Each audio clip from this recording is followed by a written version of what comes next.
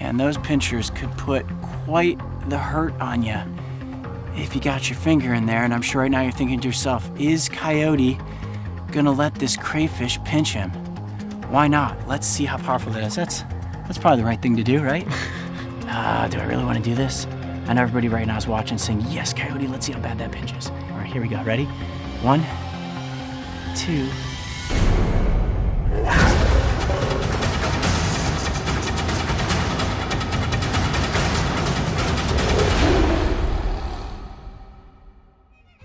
West Virginia is without question one of my favorite places to explore.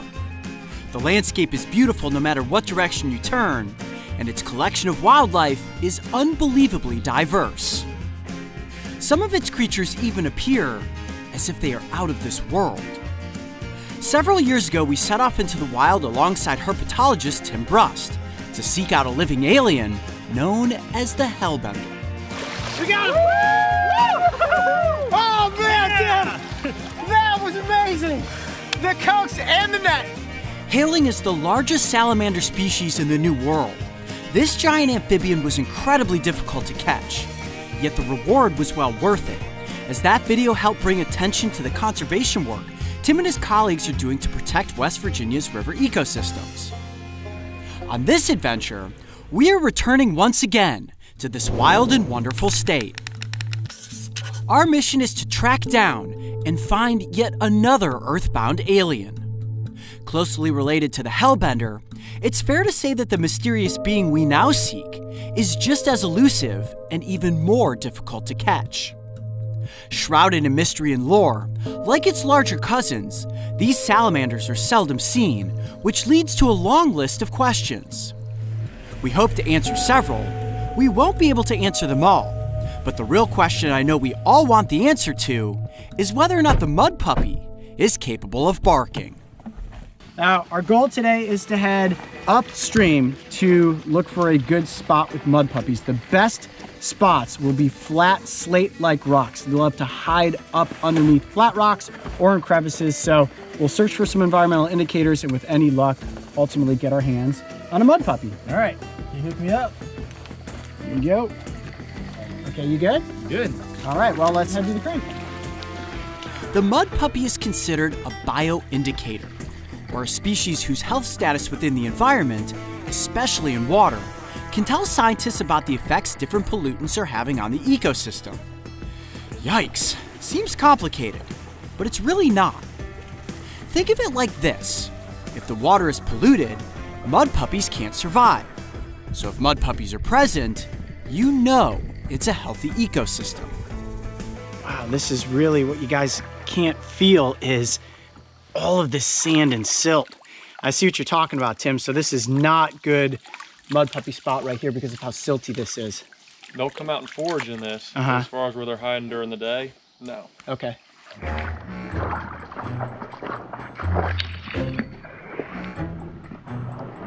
I'm trying to get B-roll of you walking through here, actually. Oh, really? I thought you were filming Tim and I'm filming you. All right, I'll keep going. Ready? Go for it.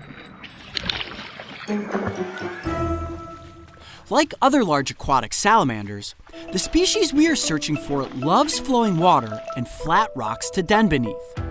These underwater cave-like structures keep them concealed during the light of day and provide protection from predators. Our best chances of finding one will come as a result of gently lifting as many rocks as we can. How about this one?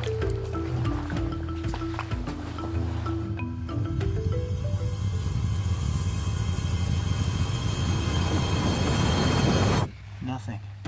Now, the style of flipping here is to flip the rocks very, very slowly. The slower you lift them up, the less silt you will disturb. And you just let the current grab the silt and take it with it. All right, let's work our way up around this bend and flip some rocks. Okay, so we got a really good rock right here. Tim, I'm gonna hand you the net. This is a good open space. If there's a mud puppy and it goes that direction, I know you're gonna make the scoop. All right, here we go. Oh, nothing. Wow, that looks so perfect. What you can't see on cameras, there's this little cavern. Holy mackerel, crayfish, crayfish. There's a big crayfish. Holy cow, we should try to catch this. If you bring the net right to there, we might get him. Let me see if I can scare him backwards. Wow, this one's definitely worth looking at. Got it, scoop up. Wow, those are some pretty big pinchers. Look at that. And those pinchers could put quite the hurt on you if you got your finger in there. And I'm sure right now you're thinking to yourself, is Coyote gonna let this crayfish pinch him? Why not? Let's see how powerful that is. That's probably the right thing to do, right? I think that's gonna hurt. I think it's gonna hurt too. Do I really want to do this? I know everybody right now is watching saying, yes, Coyote, let's see how bad that pinches. He's probably gonna swing that other pincher around and get me at the same time. All right, here we go, ready?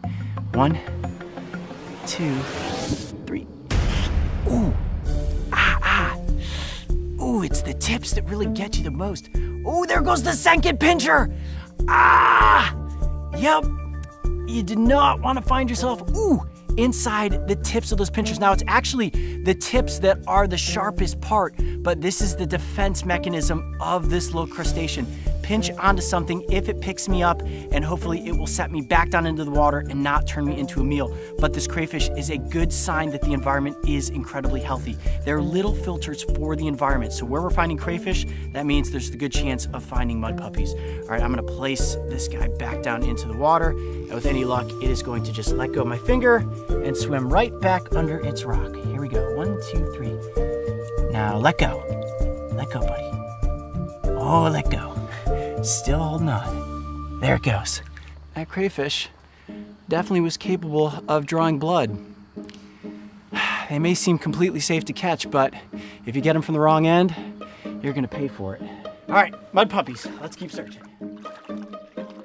Searching for salamanders can be physically and mentally exhausting as you flip rock after rock after rock, only to find nothing more than a plume of silt. Or maybe another angry crayfish.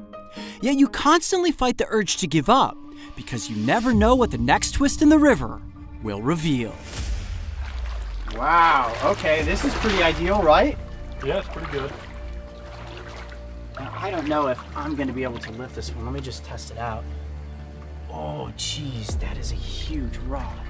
I'm not sure I'm lifting that one, but Big Tim, you think you can lift it? I can give it a shot. Okay.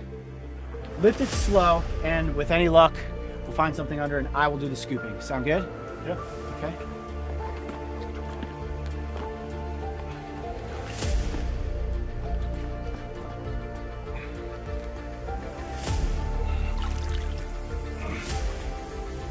Oh, it's dark. I see nothing. Oh! I got one! Mud puppy! Look at this! Yes! Right there, check it out! Yes! We got a mud puppy! Okay, watch your toes, put the rock down. Let's go right up here on this flat rock. The water's completely clear. Looks like a good spot to present the mud puppy. Okay, let's do this. There's defense slime. There we go. Okay, now like the hellbender, this salamander is gonna be really hard to present, so I'm gonna actually use my backpack as a table. I am gonna be able to take it out of the container periodically for us to get a good look at, but I wanna keep the amphibian submerged and as stress-free as possible. Let's do this to start. Let me hold it up. Wow, when it's under the water like that, you can really see those gills bloomed out to the sides. Now, the mud puppy appears as if it is stuck in a perpetual state of larva form.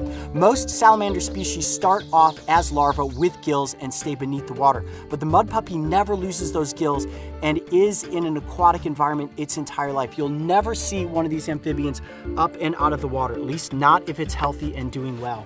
Now, at first when I had it in the net, for a second I thought, well, is it a mud puppy or is it a baby hellbender? You can see when it's out of the water, its gills are pressed up against the side of its head. That very flat, blunt-shaped head, which of course, like the hellbender, allows them to navigate through the environment, wedging up underneath flat rocks. Now, also like the hellbender, they have these little nuptial pads on their toes. They have 4 toes on the back, 4 toes on the front, and they just slowly crawl along the basin of the stream or the river. Now, we are gonna collect some biometric data from this creature. There I go, bring it up again for you one more time. That is just amazing. What a bizarre amphibian. Now, I can hold it up out of the water for a few seconds without causing it any harm, but I do want to continuously dip it down into the water so that it stays hydrated. Now, I imagine, like the hellbender, they're probably also capable of absorbing some oxygen through their skin. And also, like the hellbender, you can see the very rudder-like tail of this amphibian. Look at that. Obviously allows them to propel themselves forward within the water. Okay, let's bring the Mudpuppy up again very gently. Come here, little guy. There we go. Now, during the day, they will hide beneath rocks, obviously to stay hidden from predators. This is primarily a nocturnal species. They'll come out at night and begin to hunt. Now, it may look adorable and cute, but believe it or not, this is a voracious predator, and they'll feast upon any sort of small crayfish or invertebrate that they come across. Whether it's a worm, tadpoles, little fish, all make fair game for the Mudpuppy. Finding a Mudpuppy is incredibly exciting, but it's important to put as little stress on the animal as possible. So I need to help Tim collect the biometrics as quickly as we can. First, we need to measure the length, which consists of recording snout to vent and then a total length of snout to tail tip. Next, we need to get the salamander's weight. Last, and most important, is a DNA sample. Taken as a small sliver of skin from the tail, it will contain an incredible amount of genetic information. This will help Tim and his research partners determine the health of this environment, and it may even define this specific animal as a completely new species of Mudpuppy. Okay, so at this point, we've collected the Mudpuppy's biometrics, the important science that Tim needed to collect for his research. But now it's time to answer the question that you've all been waiting for. Why is the Mudpuppy called a Mudpuppy? Well, to be honest with you, I have no idea. It is rumored that these amphibians will make a barking sound when they're captured. It would sound something like this, arp, arp, arp, like a puppy. But when we caught this salamander, it made absolutely no sound at all. Trust me, if it had, we would have featured it. I guess in my opinion, they're simply called Mudpuppies because they are as cute as a puppy. I'm Coyote Peterson. Be brave. Stay wild. We'll see you on the next adventure. All right, it is time to get Mudpuppy back into the creek. Searching for a cryptic, alien-looking creature like the Mudpuppy proved to be a difficult process. This was partially because they're designed to blend in with their surroundings, but more so, it's the fact that this species is nowhere near as plentiful as it once was. Salamanders proudly hail as one of nature's most accurate bioindicators. Yet this mighty responsibility carries with it the very real tragedy that populations are being decimated due to human encroachment and environmental destruction. The watershed ecosystem is incredibly fragile, and even the slightest level of toxicity, an improperly disposed quart of oil, the spreading of fertilizer, or even litter from the window of a car can cause irreparable damage. Helping to spread this knowledge can make a world of difference for the future of these amphibians. And it's conservation specialists like Tim Brust who are putting in the effort to protect these pockets of untampered wilderness and the animals that call them home. This wild and wonderful state has so many cool animals. I can't wait to see what we'll find next. And in the meantime, make sure to go back and watch our encounter with West Virginia's largest salamander, the hellbender. And don't forget, subscribe and click the notification bell so you can join me and the crew on our next big adventure.